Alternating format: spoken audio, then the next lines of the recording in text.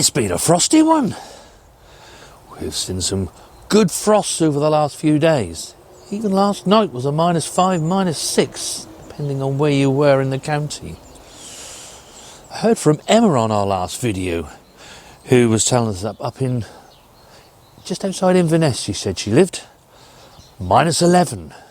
Wow. And that's in a 9A zone garden.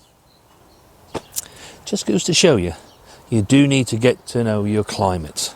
More on the subject of our last video. Thank you all so much for your lovely comments.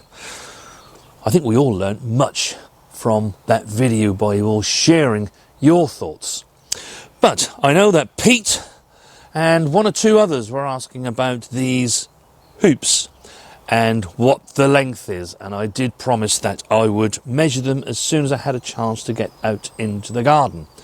That I have done, and you want a length of around 3.5 metres. They will go over these rather sorry looking purple sprouting broccoli. They'll be fine, they will recover. They are bred to withstand the worst of our winters. But also that length will also do for the sprouts. But today is a good day because it's a sowing day.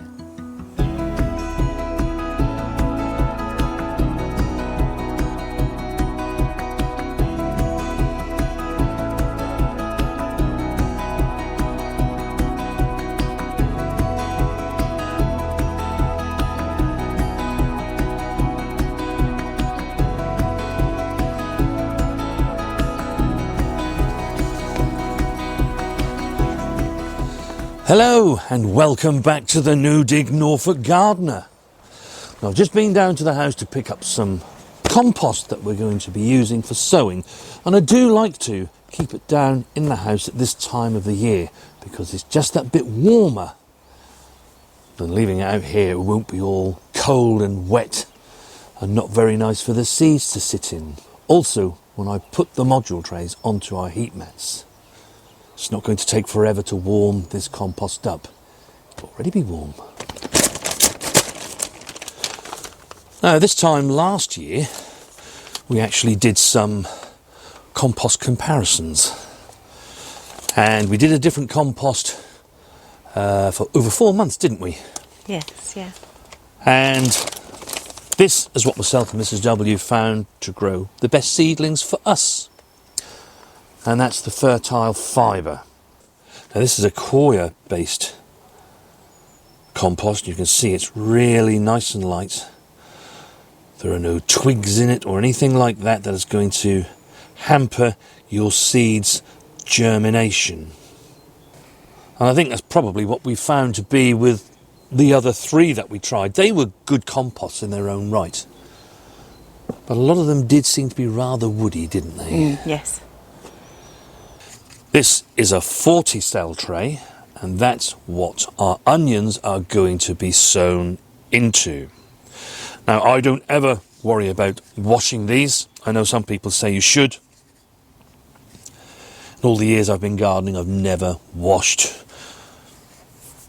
a single pot or tray. But what I will do is to look underneath. These have been in storage since the last time we sowed anything. And that will give slugs and other things a chance to hide. If they're going to hide, they'll hide down between the cracks. So I do just go through those and ensure that there's nothing lurking about there. We probably have enough in this polytunnel without bringing some in from the outside. So let's get this filled. I've filled my module tray with fresh compost, and I've made some depressions in each cell to receive the seed. The other thing that I've made ready is the water tray, because after I've sown these, I shall water from the bottom. Now, with our onions, we always aim to multi-sow, and we're aiming for 5 to 6 seeds, really. Doesn't matter if there's a few more, and it doesn't matter if there's a few less. ultimately you're going to thin these down to about 4 onions in the end.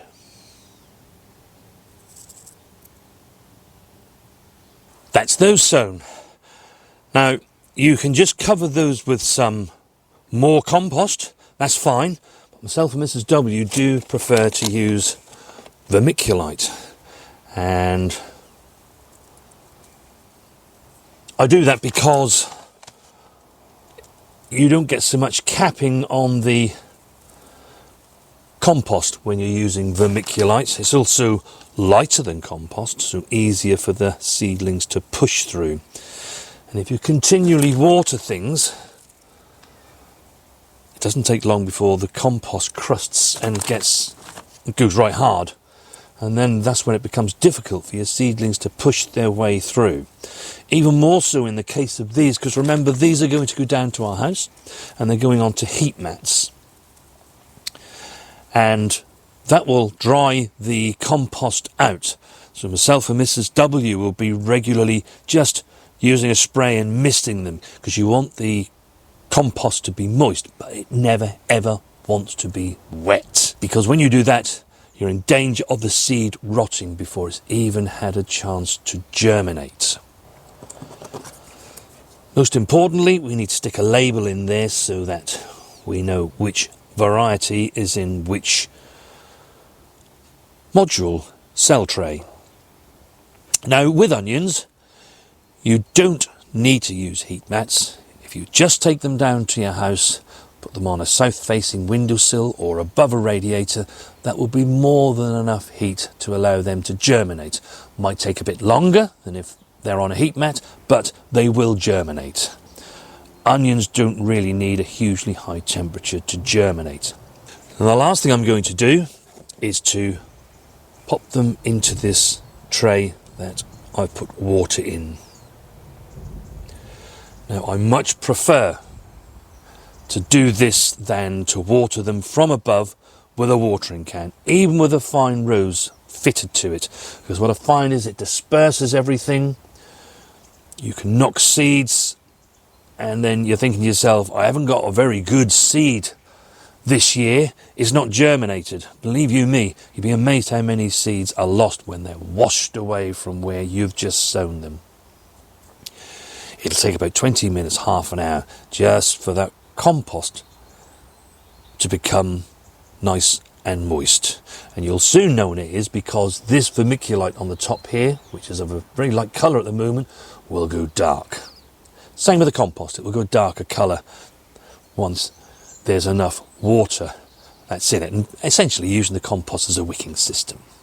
Clearly this is an extra expense.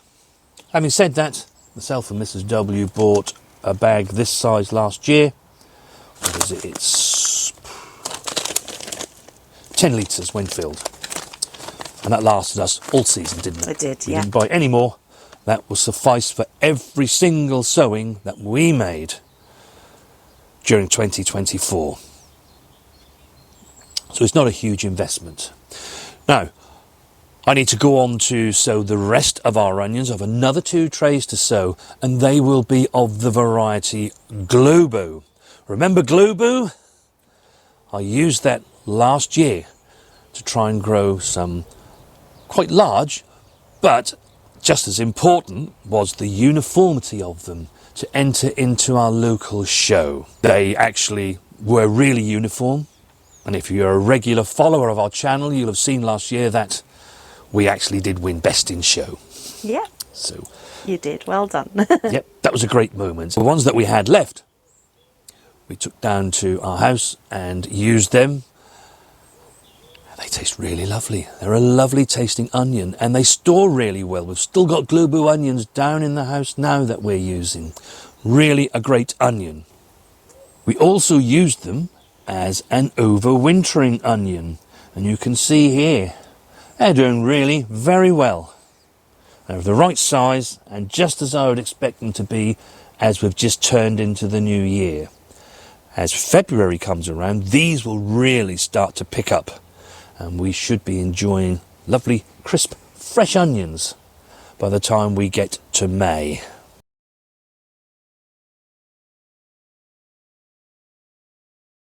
The next things we're going to be sowing are our sweet peppers, chili peppers and aubergines, and they're all basically sown in the same way. What I'm doing here is just to put the soil, the compost into the thing, just gently press that down, not firmly, just gently. I always use the base of another pot just to do it. Just get a level surface to sow onto. We'll make a start with the sweet peppers, and this is a new variety to us called spiralis. Quite thin sweet peppers. So these are the 3-inch square pots, and I'm aiming to put 9 seeds, evenly spaced. I'm going to do like 3 rows of 3 seeds. And this will enable us, when it comes to pricking out, to take them out and not damage the roots, and hopefully the roots won't be too intertwined with the other plants at the same time. And then, exactly the same as Mr. W did with the onions, I'm just going to put a very light coating of vermiculite on the top of those. And I'm sowing them into these pots because it maximises the space that we have on. We only have 2 heat mats, so it will maximise the space with the different varieties that we're now sowing. The varieties we're growing this year are sweet pepper spiralis, sweet pepper colour spectrum, chillies buena mulata, and chili jalapeno. That's our favourite. I've also sown some aubergines here in the same way. I'm just going to cover them all over with the vermiculite. We will also be sowing some of our self-save seed from last year's red and yellow peppers. And the other thing I'm going to do, start them off nice and early, and these will stay indoors, are oregano seed and basil seed. And this year we're going for a basil piccolino, which is a very small leafed basil. And with the basil, I'm just going to broadcast seed. So you just take a pinch of seed in your fingers and sprinkle it around the top.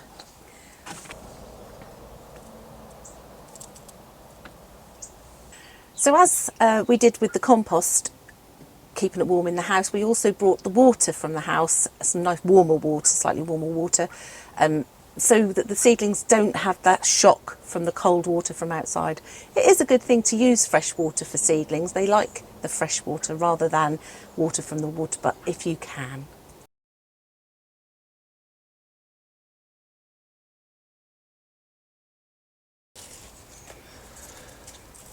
Been a really great day, and it's lovely to get on with sowing once again.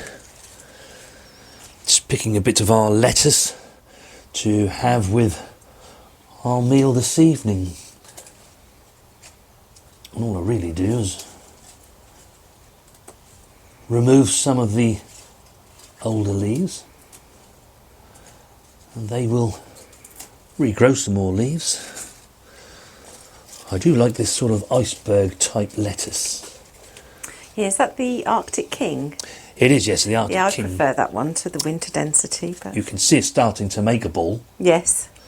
So we'll have some of that. Hopefully it won't go on to make its ball yet.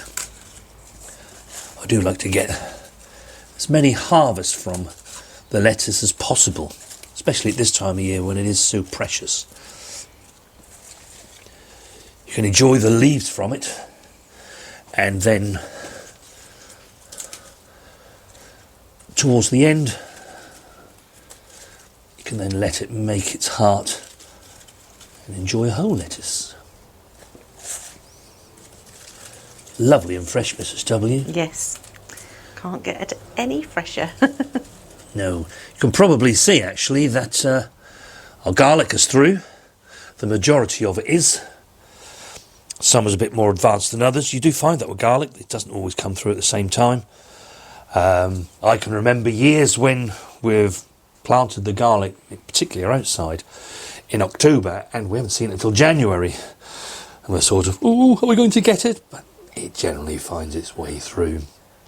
And it'll be loving this time of year because it is cold, and of course garlic does need that brief spell of coldness so that it will ultimately, when you come to harvest it, split so that you have cloves and not a whole bulb.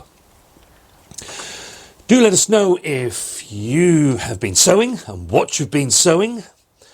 Some of you can probably get away with sowing things earlier than myself and Mrs. W. Some of you may have sowed your onions on Boxing Day or soon after Christmas. Do keep us up to date with your sowing plans and how they're going and how you're managing them. Of course, this is the first sow with us of the year. There will be many more as we progress through the weeks and months. And if you think you're going to find this helpful and serve as a useful reminder as to what can be sown, then do make sure that you are subscribed to the channel and click that bell icon so that you will be notified whenever we upload a video. And with that, myself and Mrs. W really do have to cut and run. We've found a new supplier of manure which we can turn into compost, and they don't live very far away from us. We'll tell you more about that in a future video. Have a great rest of your gardening week. We shall see you soon.